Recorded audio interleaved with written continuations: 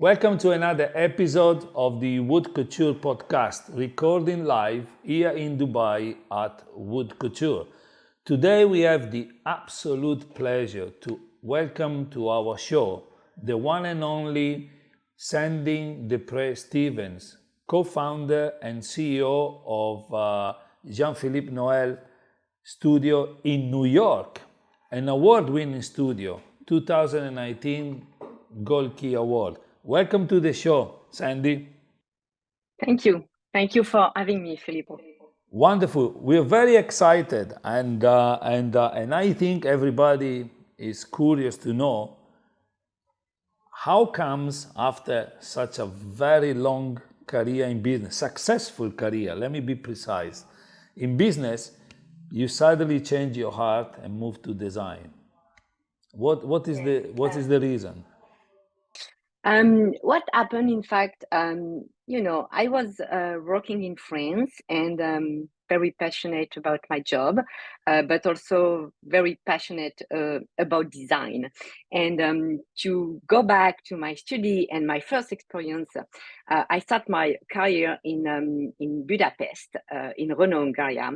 And I was working on a project where I built with the real estate department of Renault and the local architect the first we call that the first store of Renault in Budapest. It was a long time ago, to be honest, 20 years ago. That was the start when I was starting to touch architecture and design. But inside myself, I was very passionate since day one about design and architecture. I think at some point, I did a business school, graduate in finance, but probably I should have done an architecture school. So I had that inside me. And in 2011, my husband got the opportunity to be relocated in the US, in New York. So I said, okay, let's go, because it's a bigger picture. It's a true challenge for the family, for our kids. So I said, let's go. And I was supposed to work to keep going in finance, because I was in a bank and I was supposed to be relocated as well. And probably midlife crisis. I was turning soon 40, and I say, it's now never. Let's try it. Let's be an entrepreneur. Let's go back to school and let's see what I can do. And I did not trust myself so much at the time to be creative people. Finally, I went back to school. I went to Parsons Design School here in New York. I think I was too old to go back to architecture, to be honest. So it's it's why I decided interior design, and I discovered that I was a creative person. So I decided to jump into it, and try to build something on my own. So I launched my own company. I started in a residential, and very fast, I got a lot of contact with a corporate and private equity fund, all the finance world I knew well, and I knew how to talk to them, to sell things to them. So I was redoing a lot of corporate offices, and little by little, you learn the process bigger and bigger, and that's it. It's and you find a way, in fact, to blend new knowledge and new skill with your experience, and you blend it. In fact, because I thought at the beginning that I would start from zero, but at the end you do not start from zero, because you have these 15 years of experience you have in banking, and that today, in our work, it's perhaps 20% of design creation, pure creation, and 80% of organization, project management, business development, accountancy, finance, and that for me it's easy to do, and I'm blending both skills. You describe yourself for being an endless prepare explorer. and I would love to know more about that. What is that define you as an endless prepared explorer? You know, first of all, I love to travel. I love to travel. I love to go into into new cultures, new country, and just immerse myself in something new. And what I love when I travel is not only going in large, classic international hotel. What I like to do, it's what we're doing, but at the end, I like to go more locally, something more typical, and like go to also you discover a country by talking to people, go to local restaurants, eating their food, um, working in the street, discover the free market, discover the different vendors you can see in the street, and that it's a way of traveling that I love, and I think it brings us a lot of things, from to enrich ourselves, and get different perspective of the way we can live. It's and we learn from other, and we always have to learn and get and get new things. It's yes, it's the way I explore the world, and I think we at the end it gave us like a different layering, and we understand the difference and the diversity. And for me, it's also the way I raise my kids. We do like at least once a year since my two boys were born. We do a big travel as a family, and we discover a new country, and we hike, we go in nature, we discover cities, and we put ourselves in some things we don't know, the unknown, and it's where you get new things. In one of your interview, I love one thing you said, that your mother showed you the path to knowledge and personal power. What was her best advice to you? It was like just you have to be independent. That it's the way I've been raised. So to be independent, you need to be able to work by yourself. So educated, work, and be be strong, and always always learn, always do your own path, but don't forget about your family neither. It's not one or another, but it's like moving forward, like believe in yourself, believe in yourself, believe in yourself, and trust yourself, and just move forward.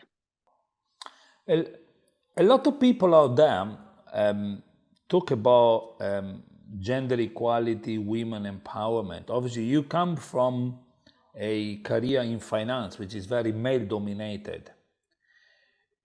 Talking in general, not necessarily about your studio, but up to you whether you want to talk. Do you feel the design industry present the same issues in terms of empowering women that the finance industry has? I would say the finance industry had, because now it's not the same story than 15 years ago. The world had changed a lot, especially in finance, because now we have a kind of quotas, and women have been like a different path in finance now. We are much more on I don't know, equality, but the path have changed. But in my time, it's not like that a long time ago, but in my time it was effectively more dominated, and I didn't suffer of it, but it was part of the background, and we learned to move forward with it and to work with it and around it to kind of but yes, it was there, and the finance did a lot of good things to promote women now. I would say in the design industry, there are much more women, but I think it was already the case because much more women go to design versus going to finance when they choose their studies. But I was not there, 15 years ago, so I cannot compare, apple to apple because it's two different time, and so I cannot compare. But I think we are in a good we are in a good state right now in the design industry, I guess. So when you decided to obviously partner with somebody, because you went to Parsons, you studied interior architecture, and basically you specialize in that. And I wanted to ask you, how did you came about to partner with Jean-Philippe?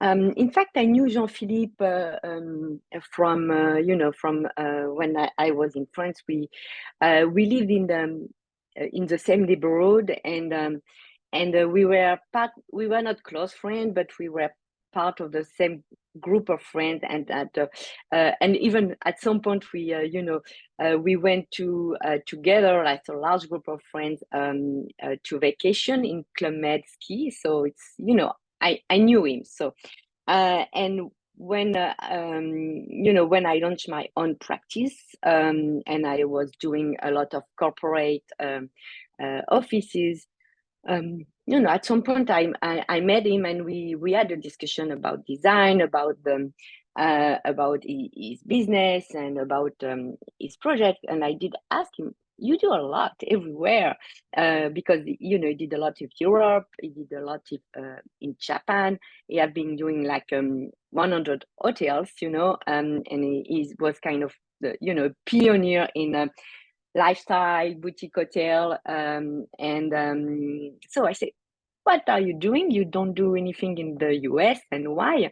And it's where we're starting our discussion. I say, yeah, I would love to, but we all thought that to do the business in the US, you need to have a local presence, because it's it's easier. We already have the change of time, and the way also we work here in the US, it's a very fast paced. You have to enter to your email, within 2 hours or half of the day, and you cannot wait for the day after. And I think for the brand to give you a project, they need to make sure they will have the right local team. And yes, it's essential. And also to understand the culture, because we look the same, but the culture is very different between Europe and the US. And so we need to understand it's why it's essential to have a local presence here. And it's where our business did start in 2019. It's interesting because in some of your interviews, you take a very humble position and saying, hey, I had to go back and read about sociological trend to understand how to brainstorm about the future of hotels. But what did you discover reading all about these sociological trends? I think the sociology is the base of our work, because first, when we do design based on the guest, and who are our guests, what do they need, and what do they need across the the day. You need in the morning are not your need in the evening, and what you do in the afternoon, and what they are looking for, depending the different period of time of the day, and how we can also at them, to be well, because hospitality is to make people well, and we have different kind of people. We have the and more we have also the guests of the hotel. You have the tourists, but you also have the local people. And more and more when we talk about sustainability, it's how to route the hotel into a neighborhood, into a city, and open the hotel to the local people. And it's also when we talk about, and we need to be open to, it's true that every hotel like kind of fine tune different clientele, but and we always like analyze deeply what are the guidelines to understand what are the goals and what is the clientele. But we need to be open to everyone and the need of Asian people, American people, European people, and so on. It's not exactly the same. So we need to understand and be able to be flexible enough to serve all the clientele. And also talking about diversity, we also have ADA people, where we don't want just to follow the rules. We want to make them comfortable. Like to what we want to do. It's like creating a community hub, where we serve the people. I think it's much more human design versus like just interior design, color, like it's or shape. It's layout. It's how it's you have the fluidity of the circulation. You have the right lighting depending on which moment of the day. You have how the color impact on your mind, what the signification of the color in the different cultures. It's all this research we do when we talk about sociology. That is the base of our work. You mentioned the word sustainability. Now, I was shocked to learn that we did about 60 episodes now, and a lot of the interior designers saying 9 out of 10 client briefs do not include sustainability as part of the brief. And I was very shocked. So what's your views about this topic on sustainability? When you work with when you are at the IFP stage, you always find you always find a sentence in the brief about sustainability, and in the brand guidelines we always have sustainability goal. We have to do our best to meet the sustainability. But I would say the reality is mitigated. It's like it's a difference depend on different things, and I think it's less. It's more difficult to do the transition for the interior design versus for the architecture. Because for the architecture you just put some codes, some norms, and you just follow them because it's like just metrics. For interior design, it's not all about metrics. It's much more an holistic approach. We have to think about it. What I would say, it's regarding energy saving, water, LED, control system.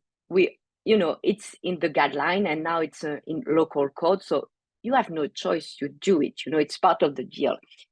What is much more difficult is when you go to like zero plastic. We all want to do zero plastic, but in reality, the operation is not that easy. It's not that easy, and even the guests at some point they want their bottle of water in the bedroom. So can we just do like a water fountain? Perhaps, but not in guest room. We can do that in meeting room. As a designer, at least we have to propose, to make the client think about it and make the option. After, when we look at material, it's not that easy because the market is not like that large, and I think the vendors has to make much more investment into it because we're all looking for non-toxic. But when you have non-toxic, for example, you do a table in a hotel room and you want a non-toxic, protection on it. After 3 months, you have your hotelier the operator will call you saying, "Okay, what did you do? I have stain. I have to redo everything." So just they have to help us. And when we find a very good product, it's very expensive. So we cut off during budgeting. So it's kind of this complicated relationship between what we want to do, what the client wants to do, because everyone wants to go to sustainability, but you have other reality. You have the maintenance reality, and you have the cost reality also. But let's just, my philosophy is much more to have a holistic approach. Perhaps as the designer, we have to think differently. We do not have to, when you work on a renovation, because for a new build, it's easier. It's like you start from zero and you build with codes, and clients is more appealing to do from the beginning because it's not invasive and you do not have to redo everything. But perhaps for the renovation, we also have to think as a designer not to rip everything and to kind of keep some existing condition. Do we need to rip all the marbles we have? Do we need to rip everything we have in the place to like if you have for example, a project we are working on, we have a huge chandelier, and if we remove it, we're gonna replace it with something less impactful. So let's just think and we propose it. We can just like give them a new life. But for a designer, it's much more difficult, more risky, because it's easier to do like what you have in your mind from zero versus like reuse, because it's always like risky to find the right balance. But I think it's perhaps an approach we should have more. So, since your Gold Key Award, you also been working on prestigious projects like Sofitel New York. And for an iconic project like that, property in New York, what does it take to succeed? What does it take to succeed? The New York Sofitel is a flagship.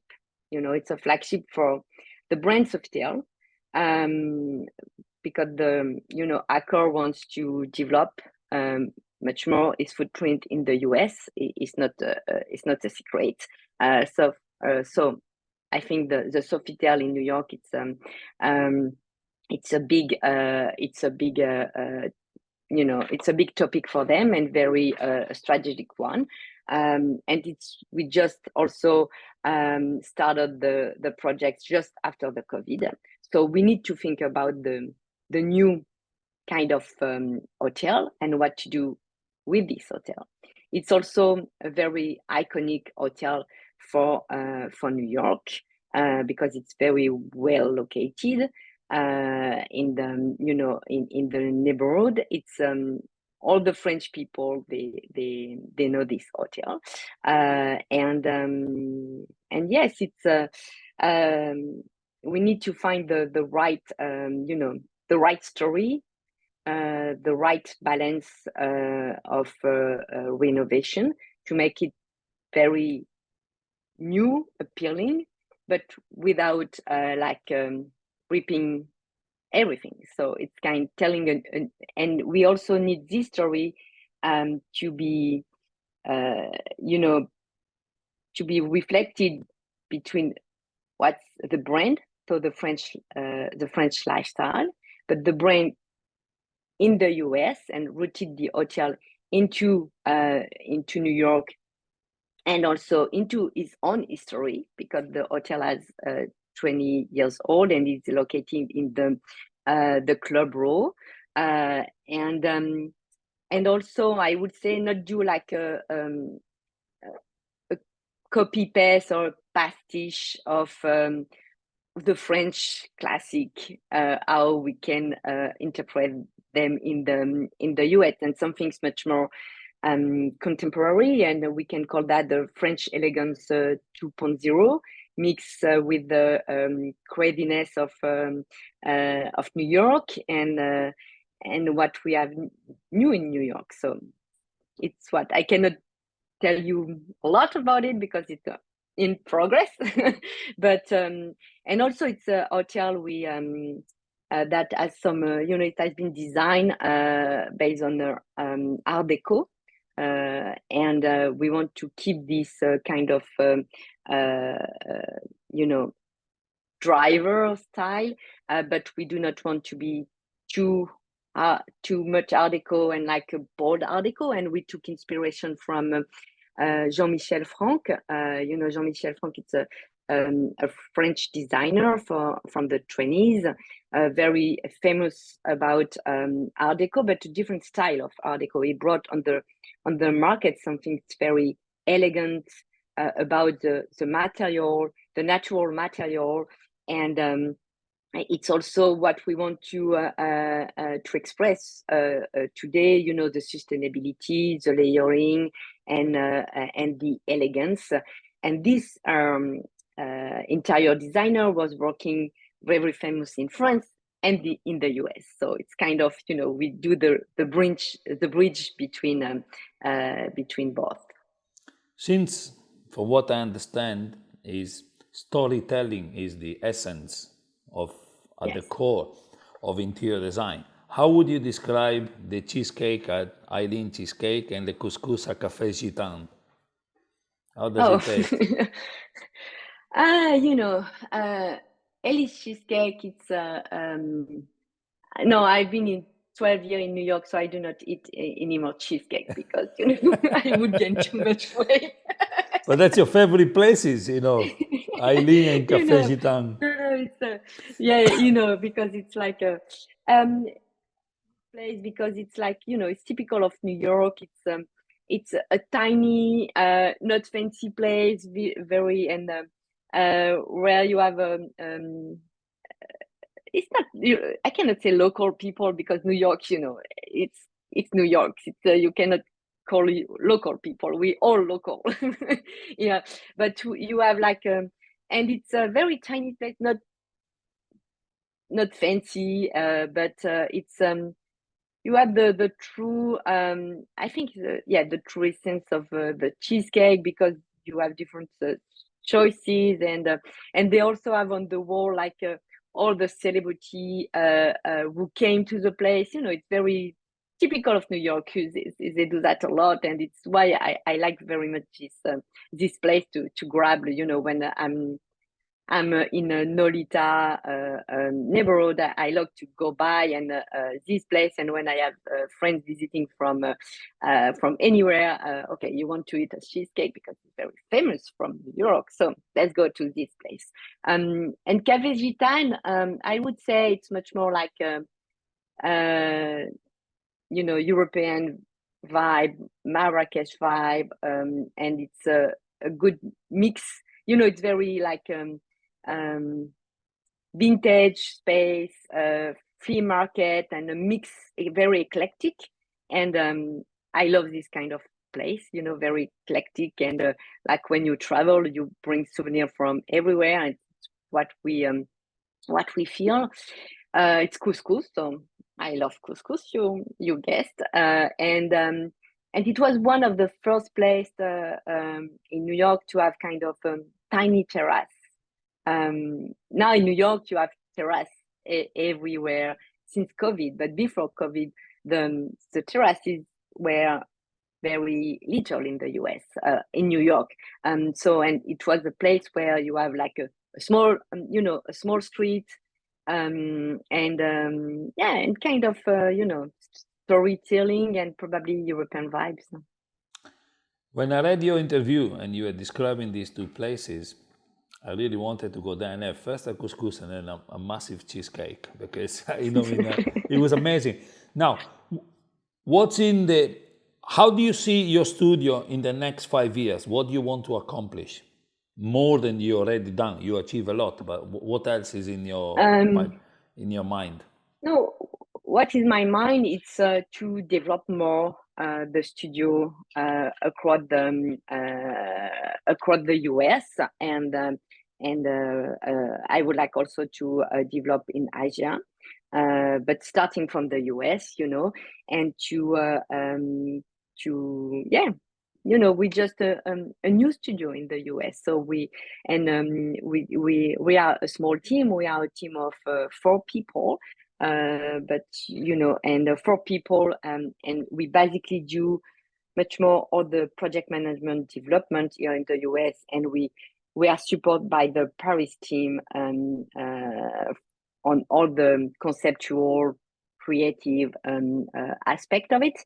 And I would like to grow the company here locally and develop with different brand, because we have been working with all the brand in Europe, and we know all of them in the US, and they need to see a large accomplishment. I think so. It's why Sofitel New York.